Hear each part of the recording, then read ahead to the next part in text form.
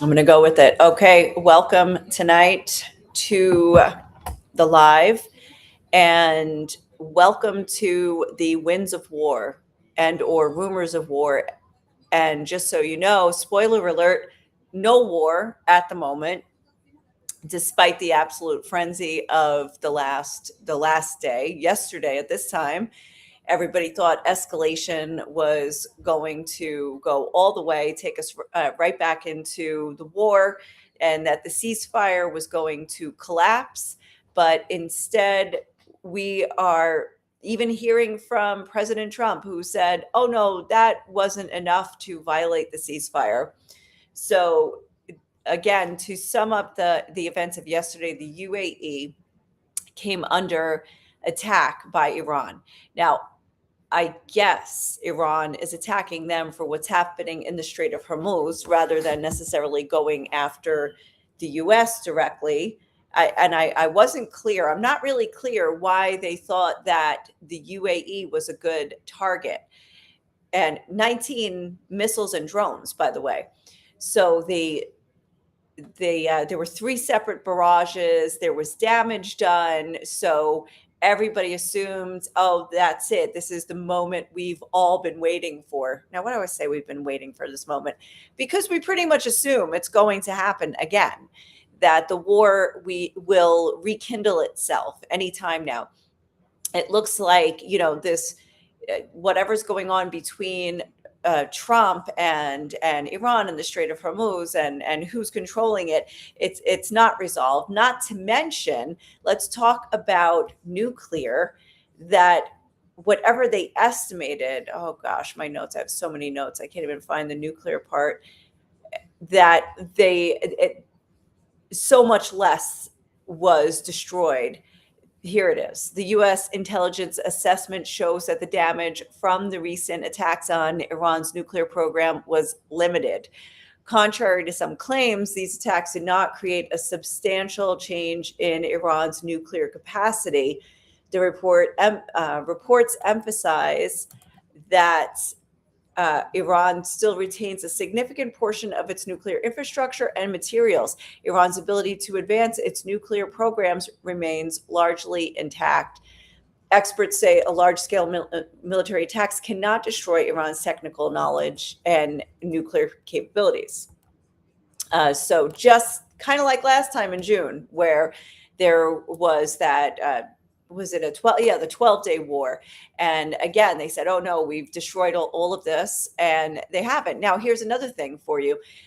During the 40-day war in March, President Trump said we obliterated the Navy. Not just President Trump, also Brad Cooper, the head of CENTCOM, also said that the U.S. destroyed the Navy.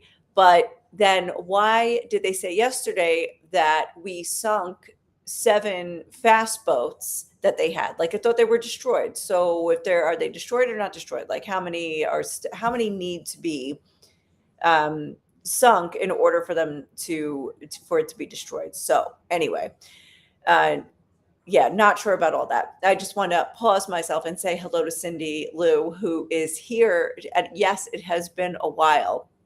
I hope you are well. Thank you for joining. Thanks for coming back. This is going to be a quick one because I just got on late tonight to give you an update, because last time we were talking about that the war was about to break out, and now we're saying, oh, even Trump is saying, like, oh, it's not enough to violate the ceasefire, everything's good, et cetera, et cetera. But the U.S. military is still in the region. There are many, what are they called? The refueling planes. They're here. They were talking about some of them being moved or anyway. They're like, all of the military is still here. They have not left. And Baghdad and Iraq is where things might go down first. Of course, the UAE, they took another few. There was another missile alert today, but the UAE was or Iraq. the Americans, I think it was the Americans, put out a travel warning for Iraq. They said, get out of there. And in Baghdad, there's an organization, the Al Nujaba, that they are preparing for another round of fighting. They said if the Americans make a mistake, they will taste the fierce wrath of the Iraqis. So now what's going on in Iraq is, there's a power struggle. It's, I think, mostly Sunni nation, but the Shiite militias there are supported by Iran, and they were the one. There was a lot of severe fighting going on during the war in March between U.S. forces and these militias in Iraq. So things could go down there. Now we also need to see what's happening with the UAE, because the UAE has made some strong statements of condemnation of the attacks on them, especially like yesterday. But even before that, toward the end of the war, like after the ceasefire was declared, they started making statements like about how alliances are shifting and we need to have priorities about who we align ourselves with, and we need to consider our country before we consider other countries. So it was sort of these statements that were saying, like, we've tried to maintain peace and civility here in the region because they're like facing Iran right across the Strait of Hormuz, but that it seems like it was a distinct way to create new alliances and to say, instead of this path with Iran has showed itself to be an unreliable partner. So now they didn't say specifically Israel or the West, but all indications are leaning toward Israel and the West. So questions I have that I don't necessarily have answers to. First of all, why did Iran, when it struck, why did it strike the UAE? What was it about striking these targets in the UAE several times yesterday, once today? So what about that? Now, also, what is really happening in the Strait of Hormuz? And I can tell you that I don't know. Let's read the statement from Mohammed Khalibaf, who's a Speaker of Parliament in Iran. He says the new equation in the Strait of Hormuz is being established. The U.S. and its allies are endangering the security of shipping and energy transport as they violate the ceasefire and impose a blockade. But the damage they cause will gradually diminish. It is clear to us that the U.S. is unable to tolerate the current situation. And this is when we have not even begun to act yet. So it's a good threat, and again, words are words, right? Because here's some more words. U.S. Secretary of State, Secretary of War, Pete Hegseth, said Iran is embarrassed. They said they control the Strait of Hormuz. They do not. Now, and what did President Trump say? Because I have that quote somewhere here. Iran has no chance. They never did. They know it. They express it to me when I talk to them. So who's controlling what? Let's see. See if we can figure that out. Probably not tonight, though. What is this one? A documentation of 2 American destroyers that were reported yesterday to have broken the Iranian blockade on Hormuz. The Iranians will not be. So this person is showing, and I looked at the map and I can't figure it out for myself. And I'm like, okay, he's insisting that based on what he saw with these pictures, that the U.S. has broken through the blockade. And now the Iranians can't deny it. I looked at the map and I'm like, there's just a bunch of dots. I don't know who's what. So anyway, he said that the U.S. destroyers are positioned on the other side now, and they're close to the shores of the UAE, the United Arab Emirates. So perhaps they are putting themselves into position, the US is, to defend the UAE, which has proven to be an ally more so. Well, and actually they need right now really the protection of the West. The UAE brought in or received the like one of Israel's air defense systems. I'm not sure if it was Iron Dome itself or it was one of the laser ones, but that was used during the war. That was only reported after the war. So that was very interesting. So partners indeed, I guess.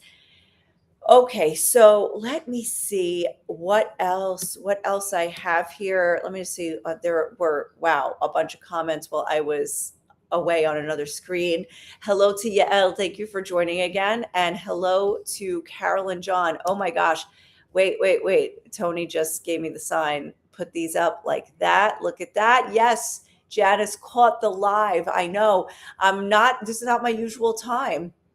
My usual time is like an hour and a half ago. Well, actually, what's usual these days? I don't really have a usual. I have to be honest. We're just going with the flow. Marilyn, okay. Wow, Mike, I missed you. You weren't here for yesterday's. I knew it was pretty quiet in the chat. There you go. All those IRGC people are full of hot air. Well, a lot of politicians are full of that, aren't they? So let's see. Speaking of politicians full of hot air, and let me give you a little bit of inside baseball, because anything we talk about regarding Iran and war on or not, whatever, is really just hot air. We're just not going to know anything for real until it happens, I think, these days. Okay, so today on the radio, Israeli radio, one reporter was interviewing the finance minister, Bezalel Smotrich. Let me back up. These names, I don't know what they mean to you, but Bezalel Smotrich is a right-wing government. He's not just right-wing Israeli. He comes from, because there's a lot of right-wing and there's like the mishmash, hard to compare to American politics, but he's very much like for this. Tony, help me out here. Is it like the settlements? He's pro-settlement. He's from this like Smotrich, messianic land of Israel, not messianic like believes in Jesus messianic, but messianic theology of the Messiah is going to return. We need the temple, and we need to promote settlements in the West Bank, in Judea, Samaria. So this is the right wing I'm talking about. He was asked a question because they're talking about it's election season. Everybody's making their announcements now, who's running with who. And so now we're getting into campaign season. So they asked him, what's worse for you? An Arab sitting with the Arab parties in the government as part of the coalition, or October 7th? And he said that sitting in a government with the Arab parties is worse. It would be worse than what happened on October 7th. Now, the reporter repeated and said, is this really what you mean to say? And he's like, yes. Here, let me get you the exact quote, because I am sure it is like it's a failure. He used the word failure. Here, let's read the exact quote. Including an Arab party in the government is 1,000 times worse than the October 7th failures, he said. So when he's saying that, when Naftali Bennett was prime minister, he included an Arab party. That's what put him over the edge to give him the coalition. And what did he say? He drew immediate condemnation from the opposition, with Ram chairman, who's the head of the Arab party, Mansour Abbas, asserting that human life holds no value in his eyes. And Bennett also accused the finance minister and Prime Minister Netanyahu of trying with all their might to make people forget the atrocities that occurred on their watch. So this was unbelievable. And this is, he said, while he acknowledged that October 7th was a terrible failure that must be probed, he called it a tactical failure. But he said, when the interview asked which was more grave, the formation of the previous government with Ram, the Arab Party, or the failures of the October 7th massacre? And he replied, of course, the formation of the government with Mansour Abbas. So now this has gotten the ire of everybody in Israel, many people in Israel, maybe not everybody. That would probably be, I'm going to get you though a video that we are going to watch now. Somebody who has been extremely active speaking out against certain things with the government is the father of Hirsch Goldberg Polin. So his father, John, has been talking about this government that when people say, oh, but we got out all the hostages, he will say, you got, there are no bodies left, but you didn't get out all the hostages. There were dozens who actually died in Gaza, including his son, who was executed. So let's see what, let me see. I have a video from him. So this is John Goldberg Polin. I'm going to have to rewind this video because let me take credit with smiles and with pride that they have brought home all of the hostages is one that from the first time I heard it, I spoke up, and I continue to speak up because it actually is hurtful. It might be factually correct. We've brought home all the hostages. But it's also obvious that for our family and the 45 other families who got our hostages in body bags, that is not what we meant when we were pleading with the world to bring home our loved ones. I think the facts of what happened, were there deals that could have been done? Were there not? Could they have been done, but decisions were made to not do them because it was better for the security of the people of Israel? I think that's actually all fair conversation. There will probably never be consensus around that, but there are differences, and I understand if people want to kind of debate what happened. There's one thing that's indisputable. 46 of our hostages went in alive, survived for some period of time in unimaginable, horrific conditions, Hirsch being one of them, and then they were brought home ultimately in body bags. That's not success. That's not something to boast about. And it's not even just neutral. It's painful. I've discussed it with the other 45 families. It's an active topic. When we hear leaders boast about bringing home our loved ones as an achievement or a success, it hurts to the core. I believe Hirsch could have been brought home alive. Again, am I right? Maybe, maybe not. Are there counter arguments that could justify why, even if I'm right, he wasn't because it was for the good of the people? I don't know. But what I do know is he was brought home in a bag and put in the ground. That's not what we envisioned. It's not what we worked for. It's not what we prayed for. It's not what we hoped for. And it's not what we expected. So don't pour salt in our wounds by taking credit for bringing all of the hostages home. That's hurtful. When I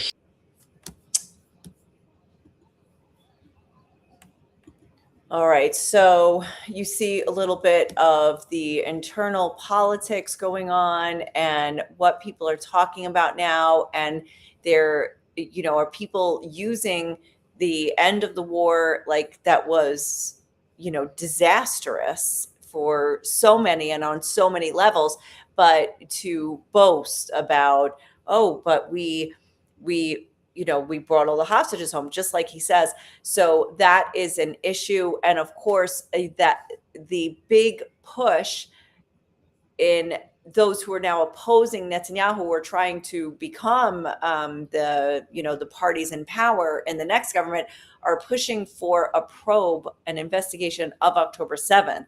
And so this is the big issue. What, like the failures of October 7th, in which, people like Hirsch were kidnapped and then killed.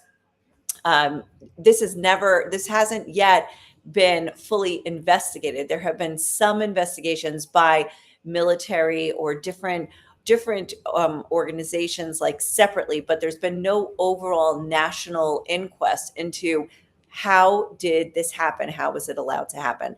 So anyway, that is what that's a little bit of what we're dealing with when we're not talking about the imminent war hanging over our heads. Mike, you said that guy needs to get over hating God and pointing at the government.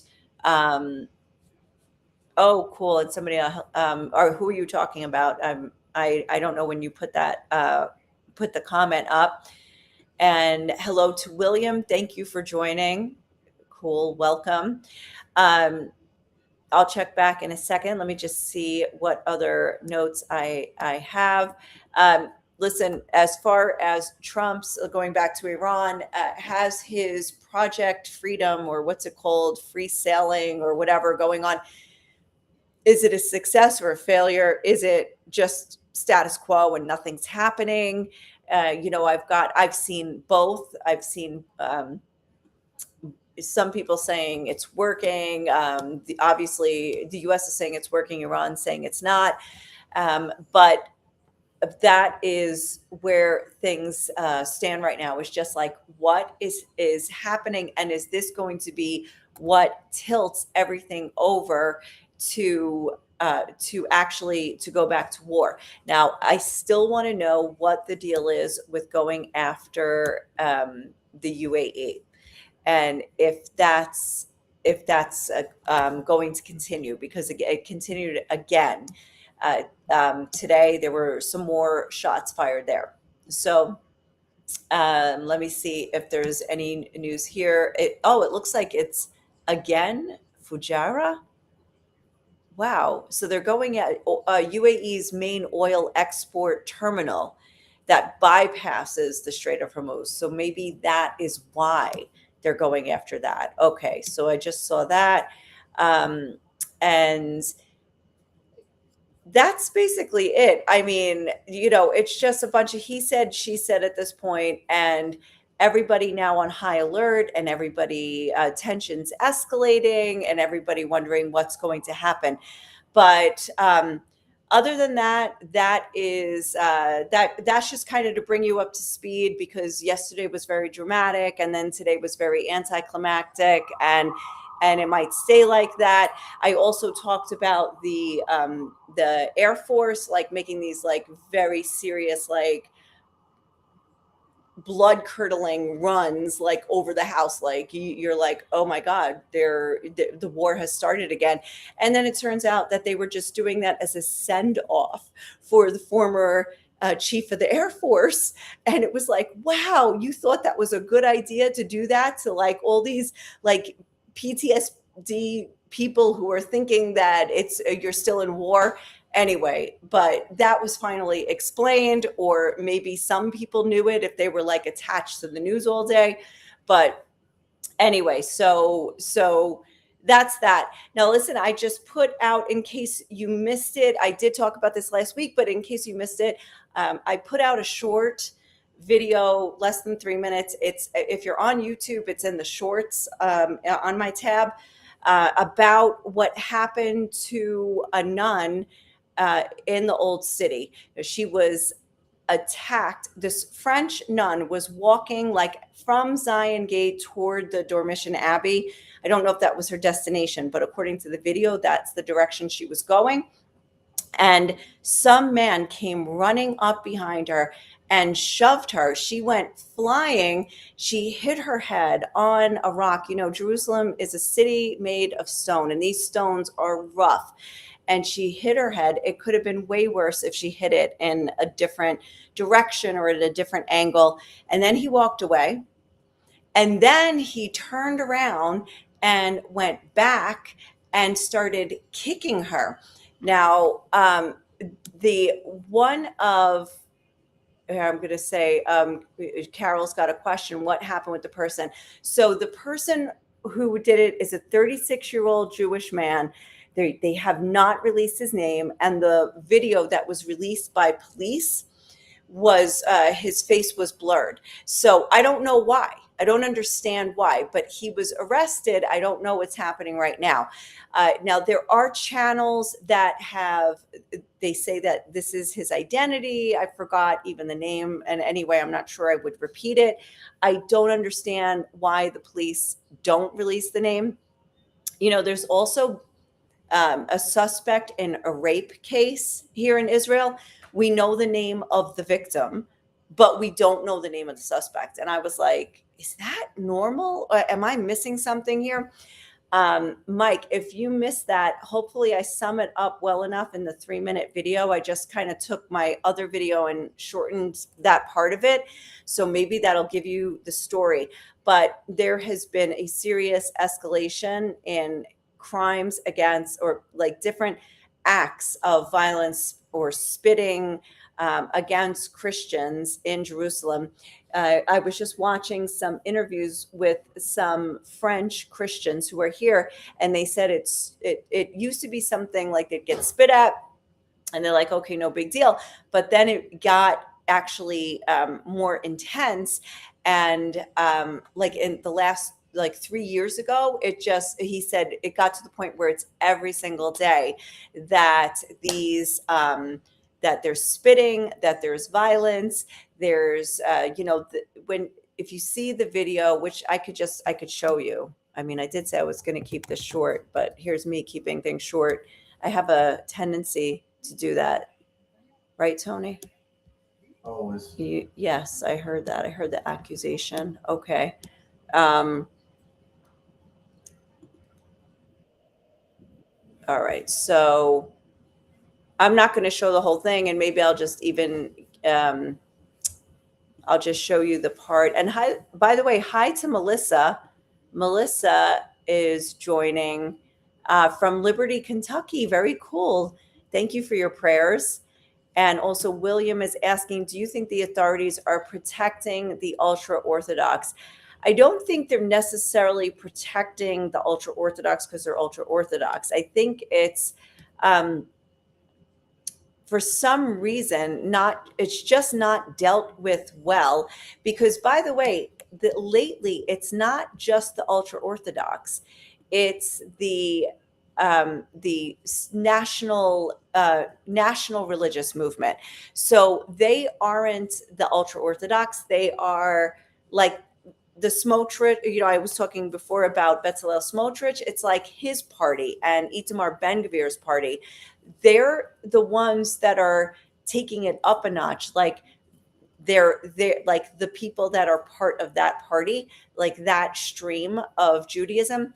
They're the ones who actually are more violent, like vandalizing and shoving and getting into physical fights. So that's like the ultra Orthodox mostly just spit and do other acts of defiling buildings as well, but they haven't been as violent in the past. It's a very long and complicated issue. I was going to say also what's very interesting, because I as much as we need to address it and take it extremely seriously, and many times when the pro-Israel crowd will say, like, I'm just going to put myself back on for a second. Many times when the pro-Israel crowd will say, oh, but this is a minority and this is not something that happens every day. And, most Israelis wouldn't do this, or they condemn it, and all of that is true. But it is used to water it down and to cover it up officially. However, what I will say is that as much as these crimes are perpetrated by Jews, the biggest protectors of Jews, of Christians, in this country are also Jews. There is a group of Jews that come and volunteer in the Old City every week, at least on church days, and also on holidays, and they walk with the processions, with the Christian processions, on purpose to act as like deterrents, and also to be there as witnesses if any violent acts occur against the Christians. So as much as it is a specific stream of Jews that are carrying out these attacks, and it is religiously motivated, it's theologically motivated, and there is also hatred, and there's also historical hatred, and yes, there could be good reasons for that. However, it has to do with education, and the education is not being corrected. In fact, the bad education is being reinforced. And yet, at the same time, the ones who actually protect the Christians are other Jews. So it's extremely complicated. And when you just have a couple lines thrown out here and there by either a government spokesperson or a Tucker Carlson, you're not getting the context and understanding like the full issue that's going on here. So it is extremely complicated. But okay, now I am going to show that video.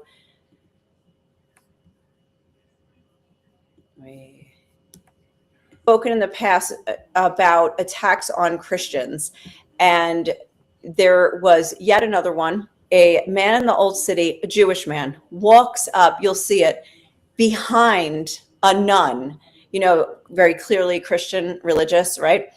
Behind her, and from behind her shoves her, and she is injured. And then I'm just going to show you the video, and then we'll talk about it.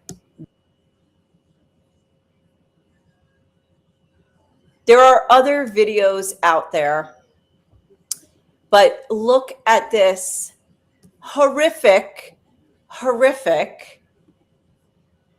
violence against this woman who is a nun and who is Christian. Now, I am not sure. I'm not sure if I am more mortified by the one who did this or the one who walked by and did nothing. I'm actually not sure what's worse. So I spoke with people in the Old City, and nuns are now saying they are scared to go out. One of them said she tucks her cross inside her habit. She still has the head covering of a nun. And so she could be just identified by her clothing, but she's scared to walk around with the cross. And as you saw, she was attacked from behind. Now, I don't know if this man walked by her and then decided, no, I'm going to go back and get her. But he made an effort and went out of his way to go after her.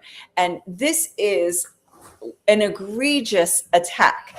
And what upsets me as a journalist was finding out the news only through the condemnations, which I heard before I heard the news itself, from both the police, and then apparently the foreign ministry has also condemned the attack. So I'm very disappointed in the lack of information surrounding this. So again, a nun attacked right outside of Zion Gate in the Old City of Jerusalem, near the Dormition Abbey, in a place where there are churches and there are also Jewish sites like the Tomb of David. Now, this type of violence isn't overwhelming, but it's happening on a daily basis. But what it's done is strike fear into the Christian community that they should not walk around with religious symbols or clothing, things that identify them as Christians, because they too may be attacked. Okay, so there's the summary, and when I said, okay, so daily occurrences, when I say that there are daily occurrences like that, it's not like I think you would hear if it's like the pushing and really injuring people and bodily harm, but there are daily encounters between Christians, Jews walking through the old city, according to many of the Christians that have been interviewed. So it's probably smaller scale, like maybe spitting or whatever, but obviously these things escalate. I mean, there's the broken windows of philosophy on crime, and this was Rudy Giuliani implemented this as the mayor of New York. By the way, Rudy Giuliani was like in the ICU or something the other day, and I haven't heard anything since then. But anyway, I'll look that up after. But he implemented that in New York City, and apparently it was like broken windows attract more crime, or perpetuate crime because the bill.